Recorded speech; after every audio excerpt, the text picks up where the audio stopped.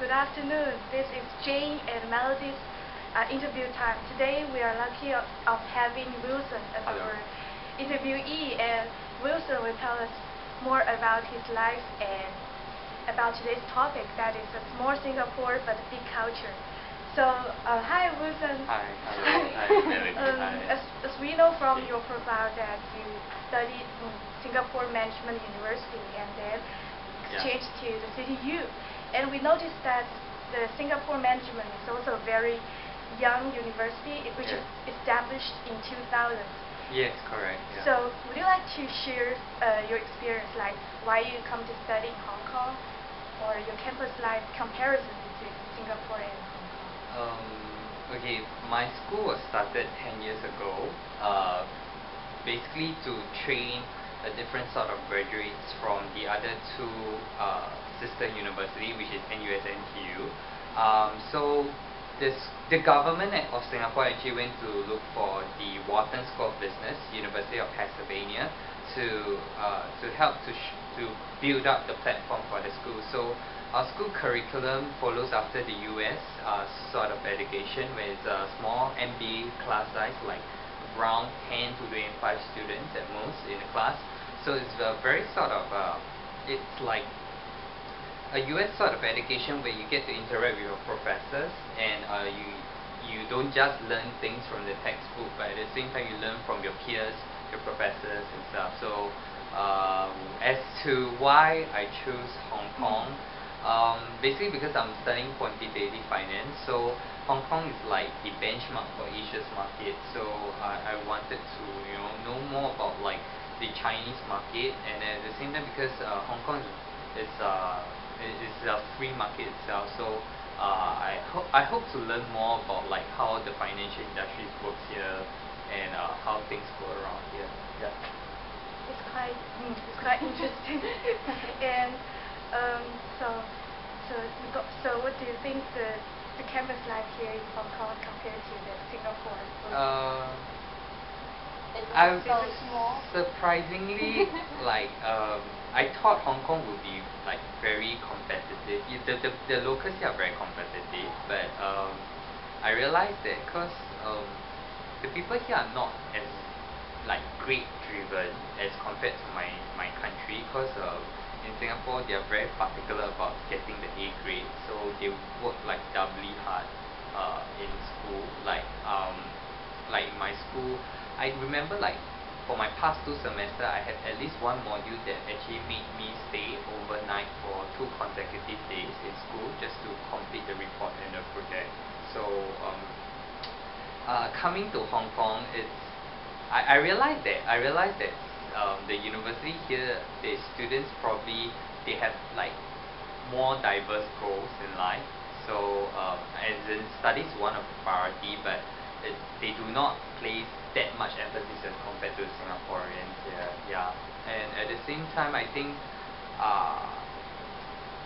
probably because I come from my university itself, so I realized that the people here is a little bit quiet, but sometimes you do see a few students who are willing to speak up. Yeah. You gave us very interesting point. Yeah. And Melody will have something Oh. interesting. Yeah, it's not actually very interesting, but I really want to know about the Singapore rules and regulations. Is it different from Hong Kong?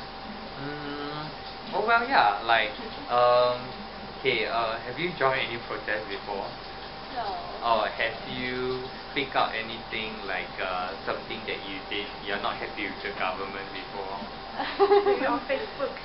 Oh yeah. We do a little bit here and there, but like in Singapore, we are living in a very democratic society, or a little bit, I would say, autocratic, in a way where we are not allowed. We have a high degree of censorship, so you are not allowed to speak anything ill about the government, because our government is very efficient. Yeah.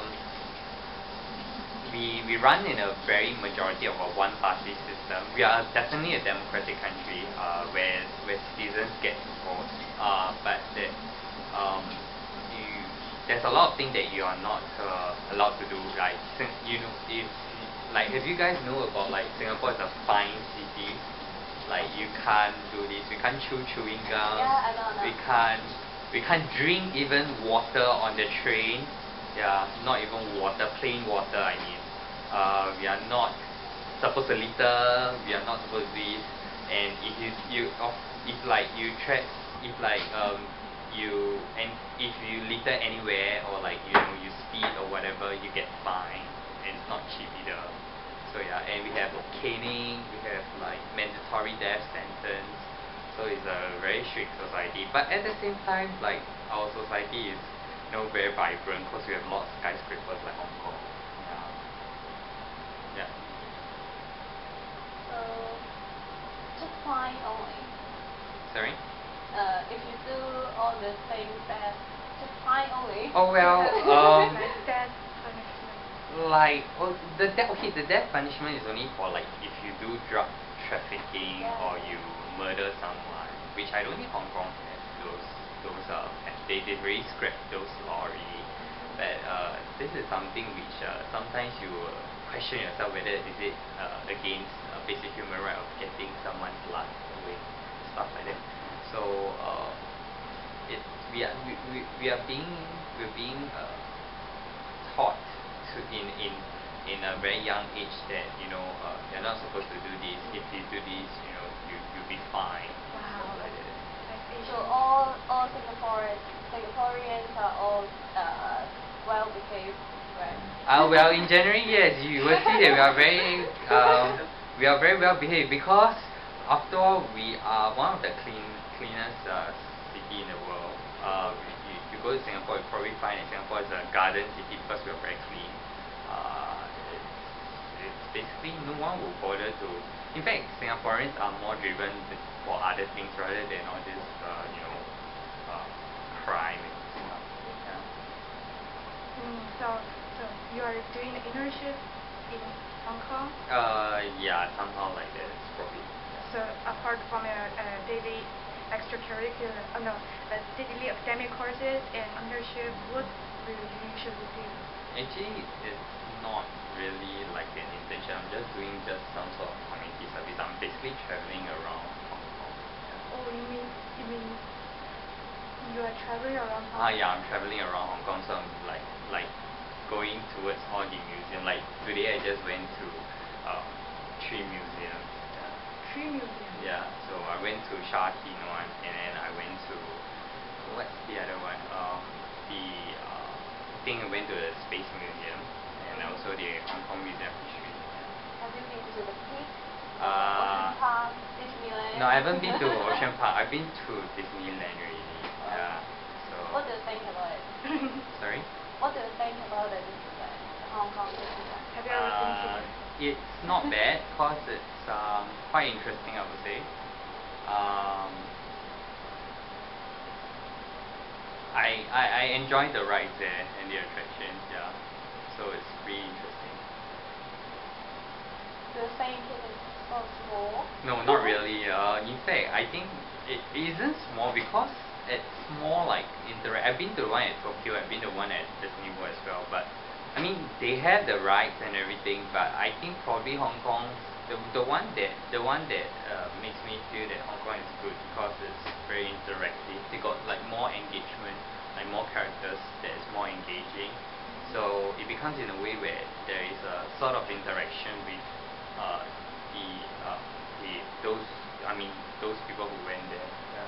So have you ever been to the theme park of back in Singapore? No. I was here when I was here when they opened the theme park, which is Universal Studio. Back in Singapore? Yeah. There's a Universal Studio in Singapore. That's good. I've never been there, so I have no idea about like how is it like. But I heard it was not bad, because they have a few exclusive themes like the Shrek castles. Yeah. So what's your favorite place back in Singapore, apart from the university? Which place do you like to go in your leisure time?